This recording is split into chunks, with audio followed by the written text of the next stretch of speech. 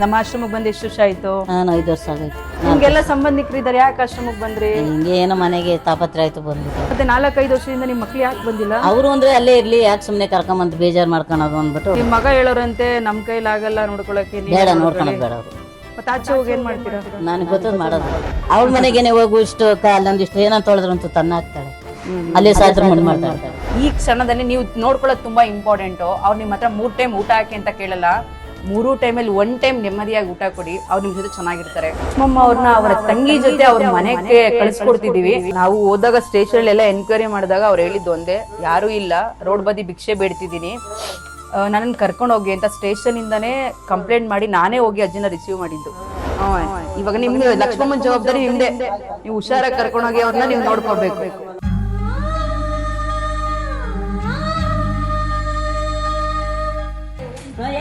ಎಲ್ಲರೂ ಸಂತೋಷ ಆಗಿರ್ರಿ, ಒಬ್ರು ಕಿತ್ತಾಡ್ಬೇಡ್ರಿ.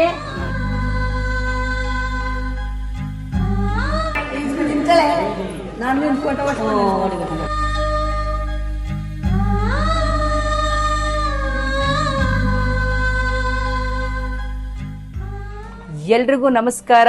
ನಾನು ನಿಮ್ಮ ಜನಸ್ನೇಹಿ ಮಂಜುಳಾ ಯೋಗೇಶ್ ಮಾತಾಡ್ತಿದ್ದೀನಿ. ಇವತ್ತು ನಿಜವಾಗ್ಲೂ ಖುಷಿ ಆಗ್ತಿದೆ. ಭಗವಂತನಿಗೆ ಮೊದಲು ಧನ್ಯವಾದಗಳನ್ನ ತಿಳಿಸ್ತೀನಿ. ಏನಪ್ಪ ವಿಚಾರ ಅಂತ ಅಂದ್ರೆ, ಸೊ ಇವರ ಹೆಸರು ಬಂದು ಲಕ್ಷ್ಮಮ್ಮ ಅಂತ. ಇವರು ನಮ್ಮ ಆಶ್ರಮಕ್ಕೆ ಬಂದು ಸತತ 3.5ರಿಂದ 4 ವರ್ಷ ಆಗಿದೆ. ಸೊ ಇಷ್ಟುವರೆಗೂ ಅವರ ಫ್ಯಾಮಿಲಿ ಯಾರೂ ಬಂದಿಲ್ಲ. ಅಜ್ಜಿನ ಕೇಳಿದಾಗ ನಾವು ನೆಲಮಂಗಲ ಸ್ಟೇಷನ್ ಇಂದ ನಮಗೆ ಕಳಿಸ್ಕೊಟ್ಟಿದ್ದು ಲಕ್ಷ್ಮಮ್ಮ ಅಂತ. ಅವ್ರ ಫ್ಯಾಮಿಲಿ ಯಾರಾದ್ರೂ ಇದಾರಾ ಅಂತ ಅಜ್ಜಿನ ಕೇಳಿದಾಗ ಯಾರೂ ಇಲ್ಲ ಫ್ಯಾಮಿಲಿ, ನನಗೆ ನೋಡ್ಕೊಳ್ಳೋರಿಲ್ಲ, ನಾನು ಬೀದಿ ಬದಿಲಿದ್ದೀನಿ, ಭಿಕ್ಷಾಟನೆ ಮಾಡ್ತಿದ್ನಿ ಅಂತ ಅಜ್ಜಿ ಹೇಳ್ತಿದ್ರು. ಸೊ ಅದೇ ಕಾರಣಕ್ಕೆ ನೆಲಮಂಗಲ ಸ್ಟೇಷನ್ನು ಇದೇ 4 ವರ್ಷದ ಹಿಂದೆ ನಮ್ಮ ಜನಸ್ನೇಹಿ ನಿರಾಶ್ರಿತರ ಆಶ್ರಮಕ್ಕೆ ಲಕ್ಷ್ಮಮ್ಮ ಅನ್ನೋ ಅಜ್ಜಿನ ಕರ್ಕೊಂಡು ಬಂದಿದ್ರು. ಸೊ ಇಷ್ಟುವರೆಗೂ ಯಾರು ಅವ್ರನ್ನ ನೋಡಕ್ಕೂ ಬಂದಿಲ್ಲ. ನಾವು ತುಂಬಾ ವಿಡಿಯೋಗಳನ್ನ, ಅಜ್ಜಿ ವಿಡಿಯೋಗಳನ್ನ ಮಾತಾಡಿ ಹೇಳಿದೀವಿ, ಇವರ ಫ್ಯಾಮಿಲಿ ಯಾರಾದ್ರೂ ಇದ್ರೆ ಬಂದು ಕರ್ಕೊಂಡೋಗಿ ಅಂತ. ಸೊ ಈ 4 ವರ್ಷ, ಸತತ 4 ವರ್ಷನೂ ಯಾರೂ ಬಂದು ಅಜ್ಜಿನ ನೋಡ್ಕೊಂಡು ಹೋಗೋಕ್ಕೂ ಬಂದಿಲ್ಲ. ನೋಡಿ, ದೇವರ ಕೃಪೆನೋ ದೇವರ ಆಶೀರ್ವಾದನೋ ಗೊತ್ತಿಲ್ಲ, 4 ವರ್ಷ ಆದ್ಮೇಲೆ ಅಜ್ಜಿ ಅವರ ಮನೆಗೆ ಹೋಯ್ತಿದ್ದಾರೆ, ಅವರ ತಂಗಿ ಬಂದು ಕರ್ಕೊಂಡು ಹೋಗ್ತಿದ್ದಾರೆ. ನಿಜವಾಗ್ಲೂ ಭಗವಂತಗೊಂದು ಧನ್ಯವಾದಗಳನ್ನ ತಿಳಿಸ್ತೀನಿ. ಕೊನೆ ಕ್ಷಣ, ಕೊನೆ ದಿನ ಅಂತ ಇರುತ್ತಲ್ಲ, ಅದು ತುಂಬಾ ಇಂಪಾರ್ಟೆಂಟ್ ಆಗುತ್ತೆ. ಸಾಯೋ ಸ್ಥಿತಿಲಿರ್ಬೋದು ಅಥವಾ ಚೆನ್ನಾಗಿರೋ ಸ್ಥಿತಿಲಿರ್ಬೋದು, ಅವರ ಮನೆಗೆ ಹೋದಾಗ ಅವರ ಖುಷಿನೇ ಬೇರೆ ಇರುತ್ತೆ. ಸೊ ಇವತ್ತು ಲಕ್ಷ್ಮಮ್ಮ ಅವರ ತಂಗಿ ಬಂದಿದ್ದಾರೆ ನಮ್ಮ ಜನಸ್ನೇಹಿ ಸ್ವರ್ಗಕ್ಕೆ, ಅವ್ರನ್ನ ಕರ್ಕೊಂಡು ಹೋಗ್ತೀವಿ ಅಂತ. ಸೊ ಲಕ್ಷ್ಮಮ್ಮ ಅವ್ರು ಎಷ್ಟು ವರ್ಷದಿಂದ ಇರ್ಲಿಲ್ಲ, ಮನೆಯಿಂದ ಯಾಕೆ ಆಚೆ ಬಂದಿದ್ರು, ಯಾಕೆ ನಮ್ಮ ಹತ್ರ ಅವ್ರು ಸುಳ್ಳು ಹೇಳಿದ್ರು ಯಾರು ಇಲ್ಲ ಅಂತ, ಅವರ ತಂಗಿನ ಕೇಳೋಣ. ಸೊ ಬನ್ನಿ ಅಮ್ಮ, ಬನ್ನಿ. 4 ವರ್ಷದ ಹಿಂದೆ ಇವರೇ ಲಕ್ಷ್ಮಮ್ಮ ಅಂತ. ಅಮ್ಮ ನಮಸ್ತೆ. ನಮಸ್ತೆ. ನಮ್ಮ ಆಶ್ರಮಕ್ಕೆ ಬಂದು ಎಷ್ಟು ವರ್ಷ ಆಯ್ತು? ನಾನು 5 ವರ್ಷ ಆಗೈತೆ. 5 ವರ್ಷ, 4 ವರ್ಷದ ಮೇಲಾಯ್ತು. ನಿಮ್ಗೆಲ್ಲ ಸಂಬಂಧಿಕರು ಇದ್ದಾರೆ, ಯಾಕೆ ಆಶ್ರಮಕ್ಕೆ ಬಂದ್ರಿ? ಹಿಂಗೆ ಏನೋ ಮನೆಗೆ ತಾಪತ್ರ ಆಯ್ತು ಬಂದ್ಬಿಟ್ಟೆ. ನನ್ನ ಹತ್ರ ನೀವು ಸ್ಟೇಷನ್ ನಾನೇ ನಿಮ್ಮನ್ನ ಕರ್ಕೊಂಡ್ ಬಂದಿದ್ದೆ. ಸ್ಟೇಷನ್ ಅಲ್ಲಿ ಬರ್ಸ್ಬೇಕಾದ್ರೆ ನಾನು ನಿಮ್ಮನ್ನ ಕೇಳ್ದೆ ಅಲ್ವಾ, ಹೌದು, ಯಾರಾದ್ರೂ ಇದ್ದಾರಾ, ಫ್ಯಾಮಿಲಿ ಇದ್ದಾರಾ ಅಂತ ಕೇಳಿದ್ರ? ಏನೇನ್ರಿ ನೀವ್ ಅದಕ್ಕೆ? ಇಲ್ಲ, ಯಾರು ಇಲ್ಲ ಅಂದೆ. ಯಾಕೆ ಸುಳ್ಳು ಹೇಳಿದ್ರಿ? ಏನವ ತಂಗಿ ಇಕ್ಕಟ್ಟಿತ್ತು ಹೇಳ್ಬಿಟ್ಟೆ. ಈಗ ನಿಮ್ ಮಕ್ಳೆಲ್ಲ ತುಂಬಾ ಚೆನ್ನಾಗಿದ್ದಾರಂತಲ್ಲಮ್ಮ? ಚೆನ್ನಾಗ ಅವ್ರೆ. ಯಾಕೆ ಮತ್ತೆ 4-5 ವರ್ಷದಿಂದ ನಿಮ್ ಮಕ್ಳು ಯಾಕೆ ಬಂದಿಲ್ಲ? ಅವರು ಅಂದ್ರೆ ಅಲ್ಲೇ ಇರ್ಲಿ, ಯಾಕೆ ಸುಮ್ನೆ ಕರ್ಕೊಂಬಂದು ಬೇಜಾರ್ ಮಾಡ್ಕೊಳೋದು ಅಂದ್ಬಿಟ್ಟು. ಅಕ್ಕನ ಮಕ್ಳು ಇರೋದು, ಮಗ ಒಬ್ನೇ ಇರೋದು, ಅಕ್ಕನ ಮಕ್ಳವ್ರೆ. ಅವರು ನಮಗೆ ಈಗ ಯಾರಾದ್ರೆ ಯಾರು ಆತಾರ, ಈಗ ಯಾರು ಆಗಲ್ಲ. ಮಗ ಹಿಂಗೆ ಅಪ್ಪಲ್ಲಿ ಅವನು ಬೇರೆ ಕಡೆ ಅವನೇ. ಈಗ ನಾವೇನ್ ಮಾಡ್ದೆ, ನಾನೇನ್ ಮಾಡ್ದೆ, ಇನ್ಯಾಕೆ ಅವ್ರಿಗೆ ಇಕ್ಕಟ್ಟು ಕೊಡ್ಬೇಕು ಅಂತ ನಾನು 5 ವರ್ಷದಿಂದ ಅಲ್ಲಿ. ಈಗ ನಿಮ್ ಮಗ ಹೇಳೋರಂತೆ ನಮ್ ಕೈಲಾಗಲ್ಲ ನೋಡ್ಕೊಳಕ್ಕೆ, ಬೇಡ ನೋಡ್ಕೊಳಕ್ ಬೇಡ ಅವರು. ಮತ್ತೆ ಆಚೆ ಹೋಗಿ ಏನ್ ಮಾಡ್ತೀರಾ? ನನಗೆ ಗೊತ್ತದ್ ಮಾಡೋದು. ಏನ್ ಮಾಡ್ತೀರಾ ಅಂತ ಗೊತ್ತಾಗಲ್ಲ. ನಾವೀಗ ಜನಕ್ಕೆ ತಿಳಿಸ್ಬೇಕು. ಅವಳ ಮನೆಗೇನೆ ಹೋಗು, ಇಷ್ಟು ಅಲ್ಲೊಂದಿಷ್ಟು ಏನಂತ ತೊಳೆದ್ರು ಅಂತ ತನ್ನ ಹಾಕ್ತಾಳೆ, ಅಲ್ಲೇ ಸಾತ್ರ ಮಣ್ಣು ಮಾಡ್ತಾಳೆ. ಆಯ್ತು, ಇಷ್ಟು ವರ್ಷ ಆಶ್ರಮದಲ್ಲಿ ಇದ್ರಿ, ಹೆಂಗಿತ್ತು ಆಶ್ರಮ? ಆಶ್ರಮ ಚೆನ್ನಾಗಿತ್ತಪ್ಪ. ನನಗೆ ಏನು ಯಾವ್ದ್ರಾಗ ಏನು ತಾಪತ್ರ ಇಲ್ಲ ನನಗೆ. ನಾನ್ ಮನೆಗಿನ್ನ ಅಚ್ಚುಕಟ್ಟಾಗಿದ್ದೀನಿ ಇಲ್ಲಿ. ನಾವೇನಾದ್ರೂ ನಿಮಗೆ ಇಲ್ಲಪ್ಪ, ನಾನು ಏನು ಮಾಡಿಲ್ಲ. ಬೇಜಾರಾಗೋ ತರ ಮಾತಾಡಿದ್ರೆ ನಮ್ ಕಡೆ ಇರ್ಲಿ. ಯಾಕೆ ಗೊತ್ತಾ, ಇಲ್ಲಿ ಎಂಟರ್ 160 ಜನ ನನ್ ತಂದೆ ತಾಯಿ ತರ ಇಡ್ತೀವಿ. ಹೌದು, ಒಂದು ತಪ್ಪಾದ್ರೂ ನಾವ್ ನೇರವಾಗಿ ಹೇಳ್ತೀವಿ, ಈ ತರ ಮಾಡ್ಬೇಡಿ, ಮಾಡ್ಬಾರ್ದು ಅಂತ. ಸೊ ಅದೆಲ್ಲ ನೀವು ತಪ್ಪಾಗಿ ತಿಳ್ಕಡೆ ನಮ್ ಕಡೆಯಿಂದ ಕ್ಷಮೆ ಕೇಳ್ತೀವಿ. ಆಮೇಲೆ 4 ವರ್ಷದ ಮೇಲೆ ನಿಮ್ ತಂಗಿ ಮನೇಲಿ ನಿಜವಾಗ್ಲೂ ನನಗೆ ಖುಷಿ ಆಗುತ್ತೆ. ಹೌದು, ತುಂಬಾ ಸಲ ಎಷ್ಟೊಂದ್ ಜನ ನಾವು ಕೇಳಿದಾಗ, ನಾವ್ ಮನೆಗೆ ಹೋಗ್ಬೇಕು ಅಂತ ಹೇಳ್ದಾಗೆಲ್ಲ, ನೀವು ಮೊನ್ನೆನೂ ನಾನು ಕೇಳಿದಾಗ ನಮ್ಮ ಮನೆಯವ್ರು ಬಂದು ಕಳಿಸ್ಕೊಡಿ ಅಂತ ಹೇಳಿದ್ರಿ. ನೋಡಿ, ಭಗವಂತಂಗ ಅದು ಬೇಗ ತಲುಪ್ತು ಅಂತ ಅನ್ಸುತ್ತೆ. ನಿಮ್ ಮನೆಯವ್ರು ಬಂದಿದ್ದಾರೆ, ಕಳಿಸ್ಕೊಡ್ತಿದಾರೆ. ಸೊ ನಮ್ಮ ಆಶ್ರಮದ ಬಗ್ಗೆ ಹೇಳೋದಾದ್ರೆ ಏನ್ ಹೇಳ್ತೀರಾ? ಇನ್ನೇನ್ ಹೇಳಿ, ಎಲ್ಲ ಚೆನ್ನಾಗಿರ್ಸ್ಕೊಂಡವ್ರಪ್ಪ. ನನ್ಗೇನು ಕಷ್ಟ ಕೊಟ್ಟಿರಲಿಲ್ಲ, ಏನು ಸುಖವಾಗಿದ್ದೆ. ಅನ್ನ ಬಟ್ಟೆ ಊಟ ಎಲ್ಲ ಕೊಟ್ಟರು, ಚೆನ್ನಾಗಿರ್ಸ್ಕೊಂಡಿದ್ದೆ. ಅವರೇ ದೇವ್ರು ಅಂತ ಕಾಪಾಡ್ಕೊಂಡು ಕರ್ಕೊಂಬಂದವ್ರಪ್ಪ. ನಾನು ಇರ್ಸ್ಕೊಂಡಿದ್ರು, ಚೆನ್ನಾಗಿದ್ದೀನಿ. ಈಗ ಯಾರು ಬಂದ್ರು ಚೆನ್ನಾಗಿದ್ಕೊಂಡು ಹಿಂಗೆ ಹೋಗ್ಬೋದಪ್ಪ ಅಂತ ಹೇಳ್ತೀನಿ.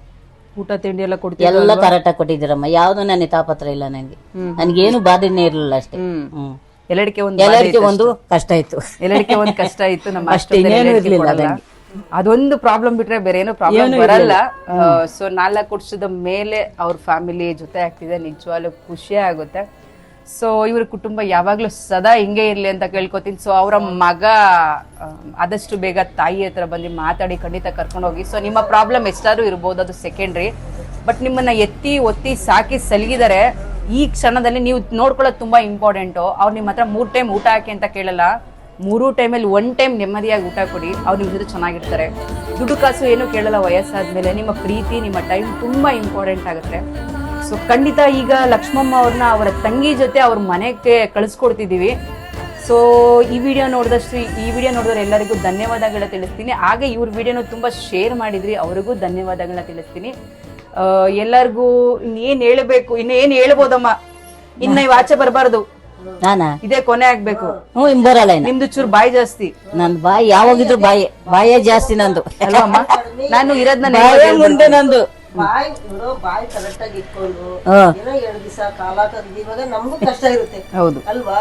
ನಾನು ಈಗ ಮಕ್ಕಳು, ನನಗೂ ಮಗ ಸೊಸೆ ಎಲ್ಲ ಅವ್ರೆ. ನಿಮ್ಗೆ ಯಾರು ಆಗ್ತಾ ಇಲ್ಲ. ನನಗೆ ಒಂದು ಮಗ ತಮ್ಮ ಕೊಟ್ಟಿದ್ದೆ ಜಮೀನಲ್ಲಿ. ನಾನು ಸೈಡ್ ಮಗನಿಗೆ ಅರ್ಧ ಸೈಡ್ ಕೊಟ್ಟು, ನಾನು ಅರ್ಧ ನನ್ನ ಮಗಳಿಗೆ ಅರ್ಧ ಸೈಡ್ ಕೊಟ್ಟು, ಆ ಮಗಳದಲ್ಲಿ ನಾನು ಅರ್ಧ ಸೈಡ್ ಅಲ್ಲಿ ನಾನಿದ್ದೀನಿ. ಮಗ ಅಲ್ಲೇ ಇದ್ದಾನೆ. ನೀವು ಸಪ್ರೇಟ್, ಅವ್ರು ಸಪ್ರೇಟ್. ಈಗ ನಿಮ್ಮ ಸಪ್ರೇಟ್ ಅಲ್ಲಿ ನೀವೊಬ್ರು ಇದ್ರಲ್ಲಿ ಅವ್ರನ್ನ ಕರ್ಕೊಂಡೋಗಿ ನೋಡ್ಕೊತಿದ್ದೀರಾ. ನಿಮಗ್ ಕಷ್ಟ ಏನ್ ಅನ್ಸಲ್ಲ, ನೋಡ್ಕೊಂತೀರಾ. ನೋಡು, ಎಷ್ಟೋ ಜನ ಊಟ ತಿಂತವ್ರೆ ನನ್ ಕೈಲಿ. ಎಷ್ಟೋ ತಾಯಿ ನಮ್ಮಮ್ಮ ಊಟ ಹಾಕ್ತೀಯಾ ಅಂತ ಎಷ್ಟೋ ಜನ ಹೊಗಳ್ತಾವ್ರೆ. ಅವ್ಳು ಒಂದು ತಿನ್ನೋರಿಗೆ ಅವ್ರು ಸಾಕ್ಲಿಲ್ಲ ಅಂದ್ರೆ ನಾನ್ ಸಾಕ್ತೀನಿ. ನಿಜವಾಗ್ಲೂ ಖುಷಿ ಆಯ್ತು ಈ ಮಾತನ್ನ ಕೇಳಿ. ಸೊ ಏನ್ ಹೇಳ್ಬೇಕು ಗೊತ್ತಾಗ್ತಿಲ್ಲ. ಬಟ್ ಭಗವಂತಂಗೊಂದು ಧನ್ಯವಾದಗಳನ್ನ ತಿಳಿಸ್ತೀನಿ. ಆದಷ್ಟು ಬೇಗ ಇವ್ರ ಕುಟುಂಬ ಬಂದು ಕರ್ಕೊಂಡು ಹೋಗಿದ್ದಾರೆ. ದೇವ ನಮ್ಮಪ್ಪ ಏನೋ ಅವ್ರು ಚೆನ್ನಾಗಿರ್ಲಿ, ಅವರು ಅವ್ರ ಮಕ್ಕಳು ಅವರು ಎಲ್ಲ ಆಶೀರ್ವಾದದಿಂದ ಎಲ್ಲ ಚೆನ್ನಾಗಿರ್ಲಿ ಅಷ್ಟೇ ನಾವು ಕೇಳ್ಕೊಳ್ಳೋದು. ನಾನು ಅವ್ರ ಮಕ್ಕಳು ಚೆನ್ನಾಗಿರ್ಲಿ, ಅವಳು ಚೆನ್ನಾಗಿರ್ಲಿ ಅಂತ ನಾನು. ಇದ್ರ ಮೇಲೆ ಇವ್ರು ಚೂರು ಬಾಯಿ ಕಡಿಮೆ ಮಾಡ್ಲಿಲ್ಲ ಅಂದ್ರೆ ಕಷ್ಟ. ಅಷ್ಟೇ, ಬಾಯಿ ಸ್ವಲ್ಪ ಕಡಿಮೆ ಮಾಡ್ಕೊಂಡು ಖಂಡಿತ ಇರಿ. ಯಾರು ಕೆಟ್ಟವ್ರಲ್ಲ. ಕೇಳು, ಅಯ್ಯೋ ಮಕ್ಳು, ಅವ್ರ ಅಕ್ಕನ ಮಕ್ಳು, ಸದ್ಯ ಅಕ್ಕನ ಮಕ್ಳು ಎಷ್ಟು ಚೆನ್ನಾಗಿ ಅವ್ರಿಗೆ ಗೊತ್ತಾ. ಇಲ್ಲ, ಇವ್ರು ಒಂದ್ 2-3 ಸಲ ನಾನು ಇವ್ರನ್ನ ಕೇಳಿದಾಗ ಅವ್ರ ಅಕ್ಕನ ಮಕ್ಳು ಏನೋ ಹೇಳಿದಾರೆ. ನಾವನ್ನ ಕಾಂಟ್ಯಾಕ್ಟ್ ಎಲ್ಲ ಮಾಡಕ್ಕೆ ತಿಳಿಸ್ತು. ಕಾಲ್ ಎಲ್ಲ ಮಾಡಿದಾಗ ಯಾರೋ ಒಂದ್ಸಲ ರೆಸ್ಪಾನ್ಸ್ ಮಾಡಿದ್ರು, ಆಮೇಲೆ ಯಾರೋ ರೆಸ್ಪಾನ್ಸ್ ಮಾಡ್ಲಿಲ್ಲ. ನಮ್ಮನ್ನೆಲ್ಲ ಬಿಟ್ಬಿಟ್ಟು ಹೊರಟೋಗ್ಬಿಟ್ಲಲ್ಲ, ಇವ್ರೇ ಹೋದ್ರು ಅಂತ ಬೇಜಾರು. ನಾವು ಇಷ್ಟೆಲ್ಲ ಇದ್ಕೊಂಡು ನಾವ್ ಹೆಂಗೆ ಅಲ್ಲಿ ಹೋಗೋಣ ಅನ್ನೋದು ಅವ್ರಿಗೆ ಅಷ್ಟೇ. ಅವ್ರ ಪಾಪ ಒಳ್ಳೆ ಹುಡುಗರು. ಅವರು ಅವ್ರ ಮನೇಲಿ ದಿನಕ್ಕೆ ಒಂದ್ 5 ಜನಕ್ಕೆ ಊಟ ತಿನ್ನ ಅಂತ ಮನೆ. ಅವ್ರ ಮನೆಯಲ್ಲಿ ಇದ್ದಿದ್ರು ಇವಳನ್ನ ಆಚೆ ನೂಕಂತ ಅವ್ರಿಲ್ಲ. ನಾವು ಹೋದಾಗ ಸ್ಟೇಷನ್ ಎಲ್ಲ ಎನ್ಕ್ವೈರಿ ಮಾಡಿದಾಗ ಅವ್ರು ಹೇಳಿದ್ದು ಒಂದೇ, ಯಾರು ಇಲ್ಲ, ರೋಡ್ ಬದಿ ಭಿಕ್ಷೆ ಬೇಡ್ತಿದ್ದೀನಿ, ನನ್ನನ್ನು ಕರ್ಕೊಂಡು ಹೋಗಿ ಅಂತ ಸ್ಟೇಷನ್ ಇಂದಾನೇ ಕಂಪ್ಲೇಂಟ್ ಮಾಡಿ ನಾನೇ ಹೋಗಿ ಅಜ್ಜಿನ ರಿಸೀವ್ ಮಾಡಿದ್ದು ಅಲ್ವಾ ಅಜ್ಜಿ? ಹೌದು. ಈಗ ನೀವ್ ಇಲ್ಲಿ ಆರಾಮಾಗಿದ್ರಿ ಅಲ್ವಾ? ಆರಾಮಾಗಿದ್ರಿ. ನಿಮ್ ಹತ್ರ ದುಡ್ಡು ಗಿಡ್ ಏನಾದ್ರು ಇಸ್ಕೊಂಡಿದ್ವಾ? ಇಲ್ಲಪ್ಪ, ನಮ್ಮ ನೀವ್ ಒಡವೆ ಏನಾದ್ರು ಕೊಟ್ಟಿದ್ರಾ? ಇಲ್ಲಪ್ಪ. ಅಮ್ಮ ನೀವೀಗ ಕರ್ಕೊಂಡು ಹೋಗ್ತೀರಾ, ನಿಮ್ಮ ಹತ್ರ ದುಡ್ಡು ಇಸ್ಕೊಂತಿದೀವಾ? ಇಲ್ಲ. ನಾವೇನಾದ್ರು ನಿಮ್ಮ ಹತ್ರ ಚಾರ್ಜಸ್ ನಿಮ್ ತಂಗಿನ ಇಷ್ಟು ವರ್ಷ ಇಟ್ಕೊಂಡಿದೀವಿ, ದುಡ್ಡೇನ ಕೊಡಿ ಅಂತ ಕೇಳ್ತಿದೀವಾ? ಅವ್ರು ನಮ್ಮೂರವರೇ ಹೇಳ್ತಾರೆ, ಅಷ್ಟು ಚೆನ್ನಾಗಿ ಅಷ್ಟು ಜನಕ್ಕೆ ಊಟ ಹಾಕ್ತಾವ್ರೆ, ಎಷ್ಟು ಚೆನ್ನಾಗಿ ನೋಡ್ಕೊಂಡವ್ರೆ, ಅವರು ತುಂಬಾ ಚೆನ್ನಾಗಿ ನೋಡ್ಕೊಂಡವ್ರೆ ಅಂತ ಹೇಳಿ ಅವರೇ ಹೇಳಿ ರೋಸ್ಟ್ ಬಾಯಿ ಇವಾಗ ಜಾಸ್ತಿ ಆಗಿದೆ ಅಂತ ಹೇಳಿ ಅವಳು ಇನ್ನೇನ ರೋಸ್ಟ್ ಗಟ್ಟಿ ಮುಟ್ಟೆಗೆ ಅವಳೆ ತಿನ್ಕೊಂಡ್ಲಿ ಹೋಗು ಅಂತ ಹೇಳ. ಆಯ್ತಮ್ಮ, ಸಾಕು. ಇಷ್ಟು ವರ್ಷ ಅವರು ಪಾಪ ಎಲ್ಲರೂ ಇದ್ದು ಯಾರು ಇಲ್ಲ ಅನ್ನೋ ತರದ್ದು ಇದ್ದಿ ಸಾಕಾಯ್ತು. ಸಾಕು, ಇಷ್ಟಕ್ಕೆ ಕೊನೆ ಆಗ್ಲಿ. ನಾವಲ್ಲಮ್ಮ, ಭಗವಂತ. ನಾವು ಅನ್ನೋದಕ್ಕೆ ನಾವ್ ಯಾವ್ದು ಹೇಳಲ್ಲ, ಭಗವಂತ ಇರೋದಕ್ಕೆ ಅಷ್ಟೇ, ಅವ್ರ ಶಕ್ತಿ ಇರೋದಷ್ಟಕ್ಕೆ ಇವರೆಲ್ಲ ಚೆನ್ನಾಗಿರೋದು. ಕೊನೆಯ ಕ್ಷಣ ಇವ್ರ ಮನೆಯವ್ರನ್ನ ಕಳಿಸ್ಕೊಡ್ತಿದೀನಿ. ನಿಜವಾಗ್ಲೂ ಖುಷಿ ಆಗುತ್ತೆ. ಸೊ ಇವರೆಲ್ಲ ಹೋಗಿ ಖುಷಿಯಾಗಿರ್ಲಿ, ಇವ್ರ ಕುಟುಂಬ ಒಂದಾಗ್ಲಿ ಅಂತ ಕೇಳ್ಕೊತೀನಿ. ಸೊ ಖಂಡಿತ ಅಮ್ಮ ಕೈ ಕೊಡಿ. ಅಮ್ಮ ನೀವು ಕೈ ಕೊಡಿ. ಇವಾಗ ನಿಮ್ ಲಕ್ಷ್ಮಮ್ಮನ್ ಜವಾಬ್ದಾರಿ ನಿಮ್ದೆ. ನೀವು ಹುಷಾರಾಗಿ ಕರ್ಕೊಂಡೋಗಿ ಅವ್ರನ್ನ ನೀವು ನೋಡ್ಕೋಬೇಕು. ಥ್ಯಾಂಕ್ಸ್ ಅಮ್ಮ, ನೀವು ಬಂದಿದ್ದಕ್ಕೆ, ನಿಮ್ ಮಾತು ಕೇಳಿದಕ್ಕೆ ನಿಜವಾಗ್ಲೂ ಖುಷಿ ಆಯ್ತು. ಅಮ್ಮ ನೀವು ಚೂರು ಬಾಯಿ ಕಡಿಮೆ ಮಾಡಿ ಮನೇಲಿ ಇರಿ, ಎಲ್ಲೂ ಹೋಗ್ಬೇಡಿ. ಅದೇ ನಾನು ಹೇಳೋದು ಏನ್ ಗೊತ್ತಾ, ಏನು ಅಂದ್ರು ಸ್ವಲ್ಪ ಬಾಯಿ ಕಡಿಮೆ ಮಾಡ್ಕೊಂಡು, ಅಪ್ಪ ನೀವೇ ಕಣೋ ನಮ್ಗೆ ಅಲ್ವಾ, ನಮ್ ವಯಸ್ಸಾಯ್ತು ಕಣೋ ನಮ್ಗೇನು. ಅಮ್ಮ ನಮ್ಮನ್ನು ಇಲ್ಲಿ ಎಷ್ಟೊಂದ್ ಜನ ಬೈತಾರ, ಅವ್ರಿಗೆ ಗೊತ್ತು ಕೇಳಿ.